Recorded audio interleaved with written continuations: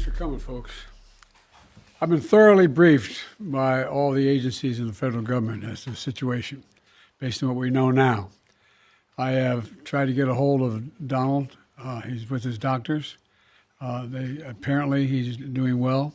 I plan on talking to him shortly, I hope, when I get back to the telephone. Look, there's no place in America for this kind of violence. It's sick.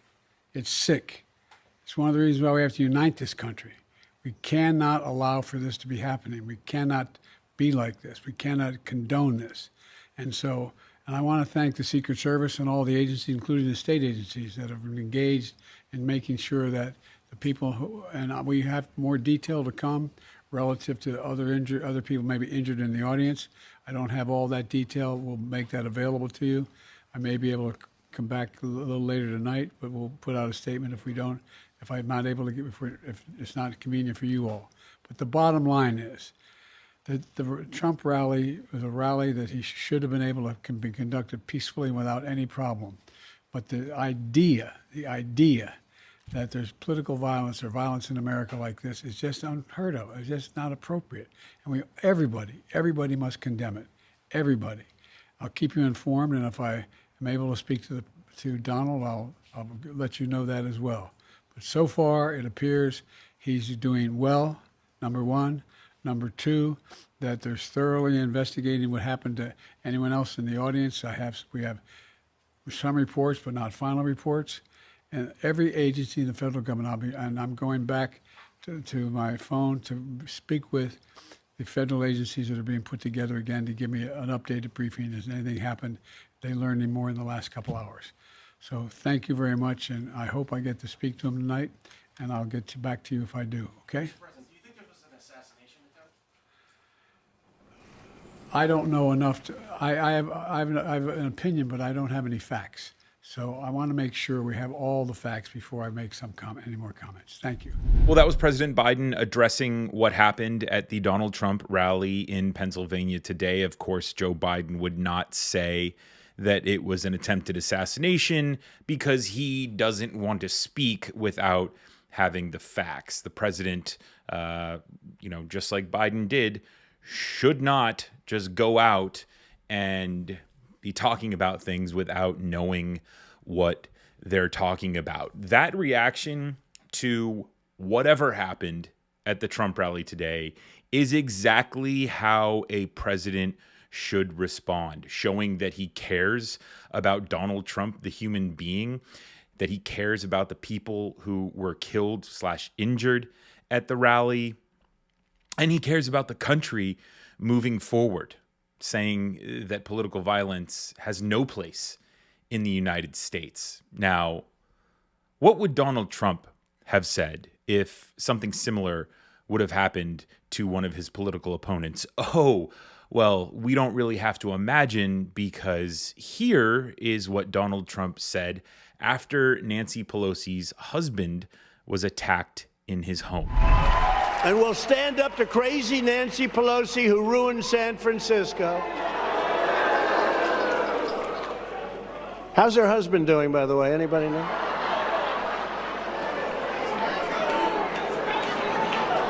Look, I'm not trying to make what is already a very heated moment in this country hotter.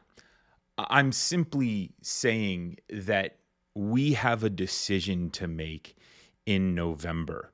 And while there is no place for political violence in the country, Donald Trump must be stopped at the ballot box. That's how Americans deal with wannabe fascists. Wholeheartedly agree with President Biden here. There is no place for political violence in the United States. I do not want Donald Trump to be assassinated, or anyone to be assassinated. But you better believe that I want to do everything possible to stop the fascists in November. And it's on us to do it, because Secret Service is now going to be all over everyone. at every rally. Joe Biden's rallies, Donald Trump's rallies, even the Senate and congressmen are going to have their security heightened after this. So the idea that you're going to take out a politician who you don't agree with,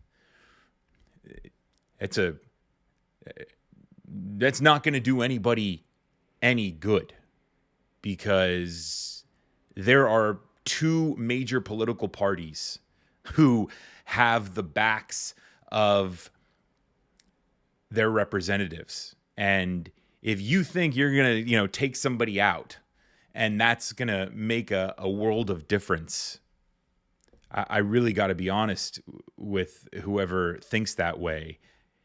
That's not going to happen.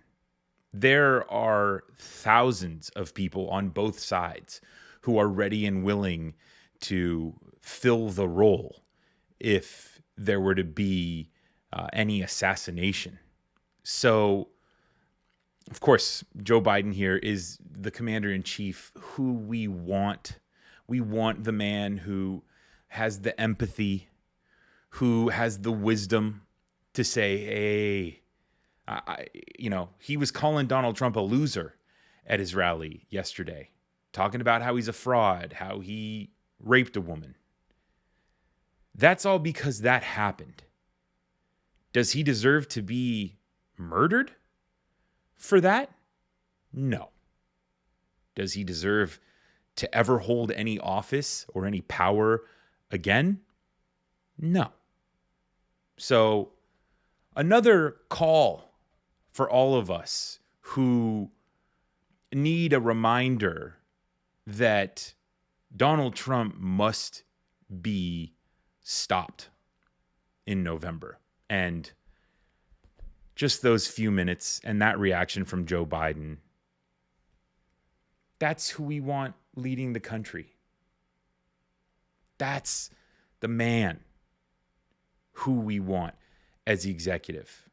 Because that's a man, right? Showing that you care and that you're decent. That's what makes a man. If you look at Republicans and the mega cult, it's got to be the alpha, got to be the Dana White who slaps his wife. That's who they team up with, right? Abusers, because they think that makes a man. That's not what makes a man. Being able to empathize with the people who you lead. It's not only what makes a man, but a fantastic leader. That's my reflections on President Biden's reaction to what I think is clearly an assassination attempt, but I'm not the president of the United States. Love to hear your thoughts down in the comments. If you made it this far into the video, be sure to hit that subscribe button if you haven't already, and turn on your notifications so you get my videos in your inbox. My name is Brendan Plank, and I will see you in the next video.